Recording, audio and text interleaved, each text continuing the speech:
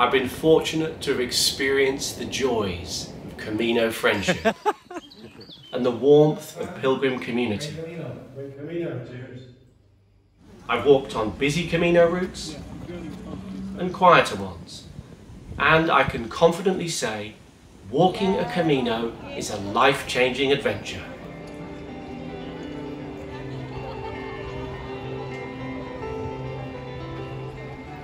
But walking an entire Camino, like say the Camino Frances, takes 4 to 5 weeks, which can be a real problem because getting your boss to agree to 5 weeks leave is no easy task.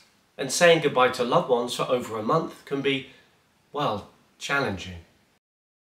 So what do you do if you can't get 5 weeks leave or you have responsibilities at home? Do you stay at home? Say goodbye to your Camino dreams and stare longingly out the window? Of course not! In this video, I'm going to use my experience to recommend 4 Camino routes that can be walked in 1 week or less. All of these routes are perfect if you're tight on time but still want to experience some of that Camino magic. All routes featured in this video have to have good Camino infrastructure, such as cafes, bars, restaurants and shops. Lots of accommodation options to suit all budgets. And importantly, all routes will qualify you for a Compostela completion certificate, with one of the routes giving you the chance to get not 1, but 2 beautifully unique completion certificates. This 1-week Camino route has seen a recent surge in popularity, for good reason. For this route, you start just over the border from the breathtaking Portuguese fortress town of Valença. You will pass through Caldas del Rey, where you can experience natural hot springs, walk through Padron that's been made famous for their tasty Padron peppers, and experience stunning ice-cold waterfalls. This route is Tui to Santiago, which is around 118 kilometers long, which can be walked in around 6 days. Due to the increasing popularity of this route, some towns do book up fast, such as Tui and Pontevedra. So if you're going in a busy period, maybe consider booking a day ahead or so. To get to Tui, you can take a bus from Santiago to Valencia in Portugal using Alsa, or you can catch the train from Porto up to Valencia. Valencia is very close to Tui, so you have 2 options. So you can either take a lovely short walk across the bridge to Tui, or grab a cheap taxi.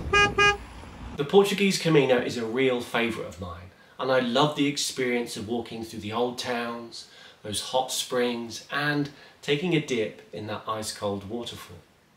Now, the next 1-week Camino route is possibly the most popular route going. Any ideas what it is?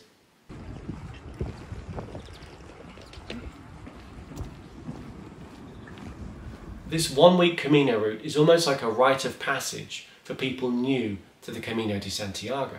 It's the perfect entry Camino.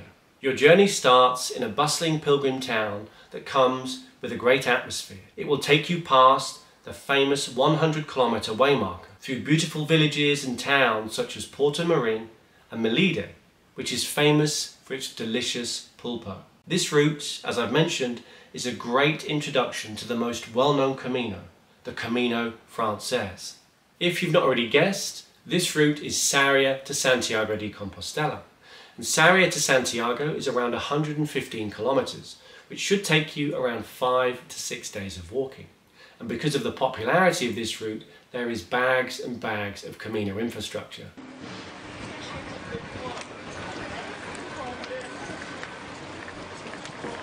There is a daily bus from Santiago to Sarria which can be booked online through Monbus. Or, if you're flying into Madrid, there's a train you can catch to Sarria. Because of its popularity, Sarria to Santiago can get crowded, especially during Easter, May, June and September.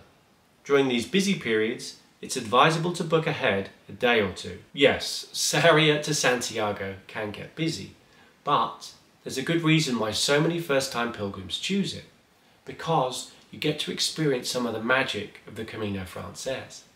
Now, the next one-week Camino route is less busy than Sarria and Tui, and, more importantly, it's a complete Camino packed full of Camino spirit. The beauty of this route is that unlike Sarria and Tui, where you're joining on at the end of a much longer Camino, on this route, everyone starts together. On this route, you will follow the coastline and pass through the historic towns of Ponta Dueme and Betanzos. And because everyone starts together and walks a complete Camino, I found this route had lots of opportunities for pilgrim friendships, camaraderie, and making a Camino family. This route is the Camino Inglés, also known as the English Way. Now this route is around about 118 kilometers long, which can be walked in around 5 to 6 days, depending on your fitness levels. This route also has the option to start from A Coruña, which is 75 kilometers from Santiago de Compostela. But starting there means you do not qualify for a Compostela certificate.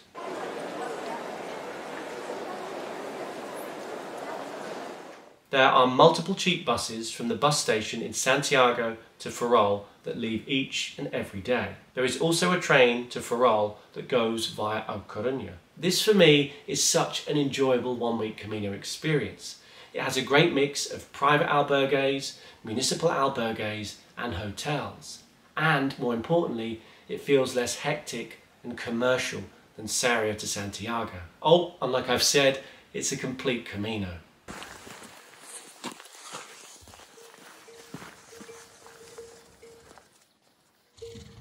My final one-week Camino route is a special one.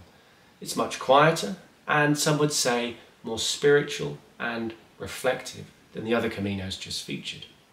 And more importantly, on completion, you have the opportunity to get not one, but 2 completion certificates. You will often see other pilgrims walking this route as an extension of their longer Caminos, using these last few days of walking to process their life-changing journeys. There is something so special about walking this route and seeing the Atlantic Ocean and the beach become visible on the horizon as you walk towards the end of the world. I defy any pilgrim walking this route in summer to not throw off their packs and go running into the ocean for a cool dip. If you've not already guessed from my reference to the end of the world, this is the Camino de Finisterre and Murcia. Unlike the other 3, this route starts in Santiago de Compostela. Walking to Finisterre and Murcia is around 115 kilometers long, which takes around 4 to 5 days of walking. On your 3rd day of walking, you get to decide which town you want to visit first, left to Finisterre or right to Murcia. You can then easily walk from one to the other the next day. The easiest option is to fly to Santiago Airport, then catch a taxi or the cheap airport bus into town. Getting back to Santiago after completing your walk is easy. Buses leave daily from Murcia and Finisterre back to Santiago. Tickets can be purchased online or in person. On this route, the completion certificates are pretty special, and here's one as an example. This is the one you get for walking to Finisterre, and it's pretty unique and pretty special, especially when you compare it to the one you get from the Pilgrim Office, which is lovely, but it's not nearly as colourful.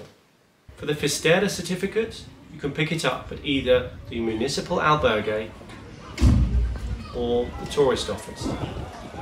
The Murcia certificate can be obtained from albergues in town, such as Bella Murcia, or the tourist office. The Camino de Finisterre and Murcia is such a special Camino route. I really recommend you give it a try. Now, if you want some insider tips on that route, like where to stay, where to stop for food, and what the terrain is like, then I really recommend you give this video a watch because it is packed full of useful information for pilgrims.